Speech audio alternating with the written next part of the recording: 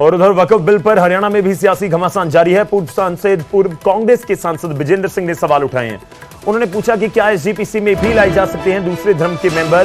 क्या अयोध्या राम जन्मभूमि ट्रस्ट में भी गैर हिंदू सदस्य हो सकते हैं? कांग्रेस के सवाल पर अनिल विज ने पलटवार किया, कहा कि जमीन की लूट रोकने के लिए लाया गया है बिल।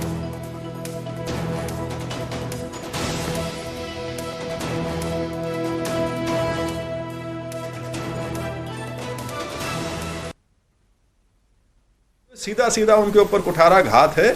और ये कहना कि इससे हम बोर्ड्स में और काउंसिल में डाइवर्सिटी ला रहे हैं, उसमें भिन्नता ला रहे हैं, तो सुनने में बड़ा अटपटा सा लगता है। क्योंकि बीजेपी को ये उदारपन सिर्फ मुसलमानों की जो संस्थाएं हैं उसमें ही लाने की ज़रूरत पड़ी है। आप सोच के देखिए कि क्या इस प्रकार की चीज़ एसजीपीसी के साथ की जा सकती है? क्या इस प्रकार की चीज़ चर्चेस जो क्रिश्चियनिटी के जो बोर्ड्स या ट्रस्ट्स हैं उनके साथ किया जा सकता है? क्या इस प्रकार की चीज़ जो हिंदू समाज की जो संस्थाएं हैं उनके साथ किया जा सकता है? ज़रा सोच के देखिए, राम मंदिर से संबंधित जो ट्रस्ट है, क्या उस पर गैर हिंदू हो सकते हैं? और ख़ास तौर पर उनका बहुमत बन सकता है, ऐसी परिस्थिति बन सकती है। आपका माता वैष्णो देवी का ट्रस्ट है और आपका शीतला माता का, इनका मैं जिक्र इसलिए कर रहा हूँ दो ट्रस्ट का क्योंकि ये सरकार ने इनका प्रबंधन लिया हुआ है। लेकिन क्या उसके अंदर जो सदस्यता है, जो उसके मेंबर हैं, क्या उसमें गैर हिंदुओं के लिए जगह है? तो इस प्रकार की चीज़ ये खास एक अल्पसंख्यक वर्ग को टारगेट करके कर रहे हैं और ये सिर्फ यहाँ थमेगा नहीं। जो ज़मीनों की सारे देश में लूट हो रही थी उसको रोकने के लिए ये अमेंडमेंट बिल लाया गया। ऐसा नहीं है कि इस बिल में पहली बार कोई अमेंडमेंट हो रही है, 5 बार पहले हो चुकी है। और कांग्रेस ने तो 1913 में इसमें वो प्रावधान कर दिया कि वक्फ अगर किसी भी ज़मीन को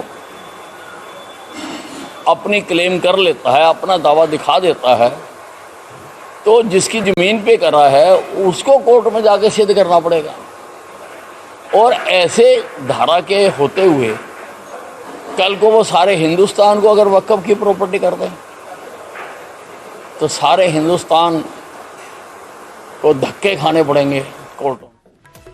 तो बयानबाजी का दौर तो जारी है वक्फ के ऊपर। और उधर समालखा में वक्फ संशोधन बिल पर मुख्यमंत्री सैनी का भी बयान सामने आया। उन्होंने कहा कि संविधान के तहत नियम प्रक्रिया होगी, किसी को कोई परेशानी नहीं होगी। वक्फ में पहले विवाद थे काफी, बिल के बाद वक्फ में अब कोई विवाद नहीं रहेगा। समालखा पट्टी कल्याण सेवा साधना में वो पहुंचे हुए थे जहां उन्होंने ये बात कही। नियम होने चाहिए, संविधान के अनुसार जब नियम प्रक्रिया होगी तो किसी को कोई दिक्कत नहीं आएगी।